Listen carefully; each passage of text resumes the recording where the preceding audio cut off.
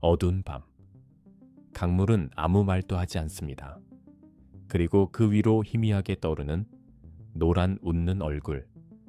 술에 취해 사라진 대학생. 경찰은 말합니다. 단순한 사고였다고. 하지만 그가 발견된 곳 근처에는 항상 같은 그림이 남아 있었습니다. 웃고 있는 얼굴. 이건 정말 우연일까요?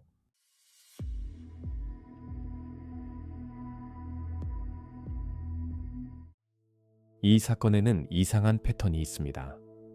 사라진 사람들. 대부분 젊은 대학생이었고 건장한 체격의 활동적인 사람들이었습니다.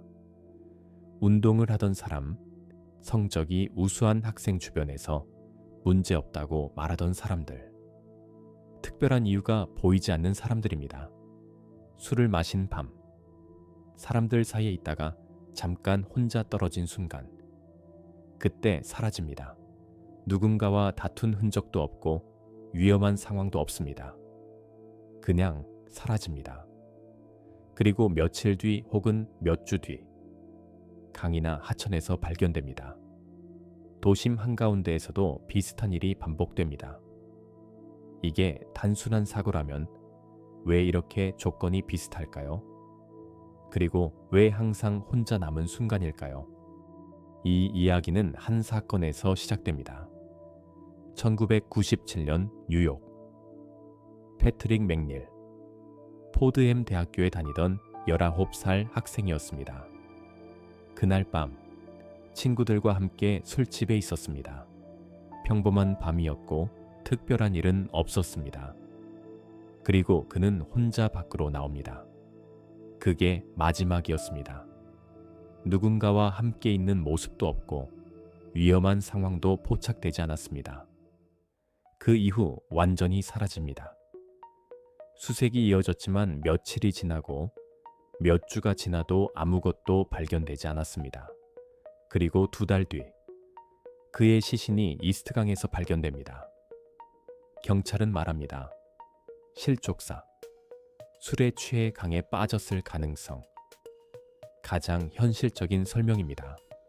하지만 가족은 그 설명은 받아들이지 못했습니다. 그가 사라진 그 순간을 아무도 설명하지 못했기 때문입니다. 그날 밤 정확히 무슨 일이 있었던 걸까요? 이제 사람들이 이상하다고 느끼기 시작한 부분입니다. 일부 사건에서는 이상한 점이 발견됩니다. 시신 상태가 예상과 맞지 않는 경우가 있었습니다. 오랫동안 물에 있었다면 더 심한 부패가 진행되어야 하는데 그렇지 않은 경우가 있었습니다. 또 어떤 경우에는 발견된 위치와 실종 지점 사이의 거리나 흐름이 자연스럽지 않다는 지적도 있었습니다. 그리고 가장 논란이 된 부분이 있습니다. 폐 속에서 발견된 물입니다. 일부 사례에서는 폐에 남아있는 물의 성분이 발견된 장소의 강물과 일치하지 않는다는 주장이 제기된 적이 있습니다.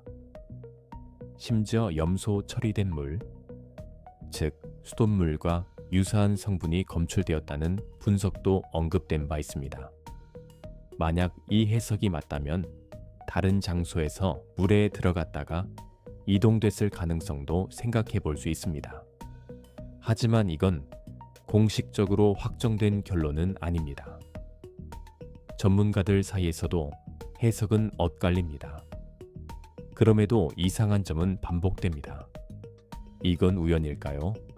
아니면 어떤 패턴일까요? 그리고 이 사건에서 가장 많이 언급되는 단서입니다. 그래피티, 노란 웃는 얼굴, 스마일리 페이스, 그리고 신호맨 같은 의미를 알 수 없는 단어들. 이 낙서들은 한 도시가 아니라 여러 지역에서 발견됐습니다. 뉴욕, 위스콘신, 미네소타, 펜실베이니아. 서로 떨어진 장소에서 비슷한 형태가 반복됩니다. 위치도 비슷합니다. 강 주변, 사람이 잘 가지 않는 곳, 외진 공간. 그리고 일부 사건 근처에서도 이 낙서가 발견됐다는 보고가 이어집니다. 그래서 어떤 사람들은 말합니다. 이건 우연이 아니다. 누군가가 남긴 표시다. 하지만 수사기관은 다르게 봅니다. 이런 낙서는 어디서든 흔하게 발견된다는 겁니다. 즉, 연결은 해석일 뿐이라는 겁니다. 그렇다면 이 웃는 얼굴은 정말 아무 의미도 없는 걸까요? 이 사건이 더 복잡해지는 순간입니다. 비슷한 사건들이 한 지역이 아니라 여러 주에서 반복됩니다. 뉴욕, 위스콘신, 미네소타, 펜실베이니아.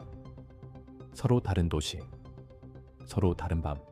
하지만 비슷한 방식으로 사람이 사라집니다. 여기서 질문이 생깁니다. 이 모든 일을 한 사람이 할 수 있을까요? 시간, 이동, 거리, 위험성까지 고려하면 현실적으로 쉽지 않습니다. 그래서 다른 가능성이 제기됩니다. 여러 명이라면, 같은 방식으로 움직이는 집단이라면, 서로 알지 못해도 같은 패턴을 공유하는 사람들, 같은 장소를 노리고 같은 순간을 기다리는 사람들, 그리고 술에 취해 혼자 남은 순간, 그 짧은 틈을 노린다면, 그 순간을 놓치지 않는다면, 즉 조직적인 범죄일 가능성입니다. 하지만 이 역시 확인된 사실은 아닙니다. 입증된 증거도 없습니다.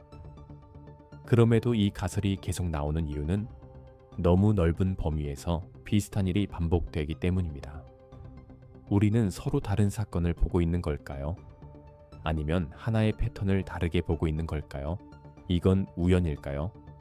미 연방 수사국 FBI는 이 이론을 공식적으로 부정합니다. 그들의 입장은 명확합니다. 대부분의 사건은 술에 의한 사고다.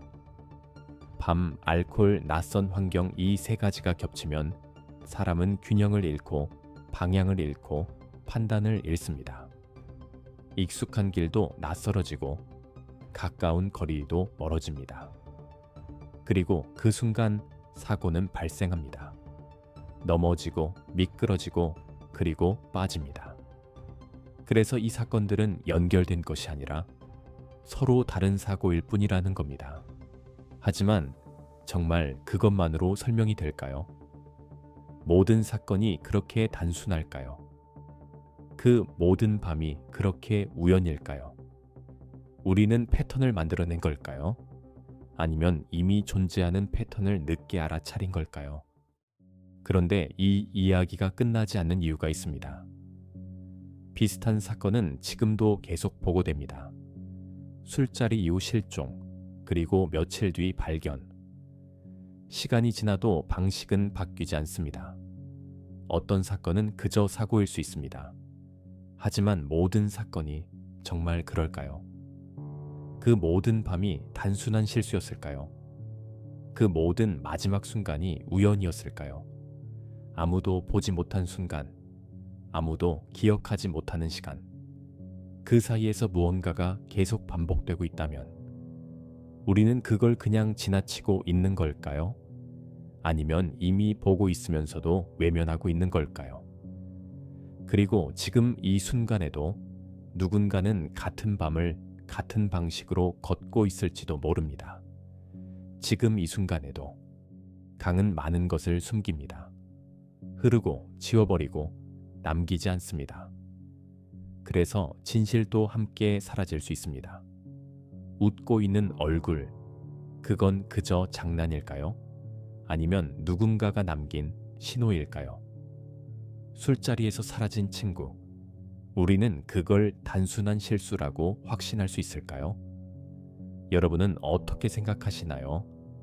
댓글로 여러분의 생각을 들려주세요. 이건 사고였을까요? 아니면 사건이었을까요?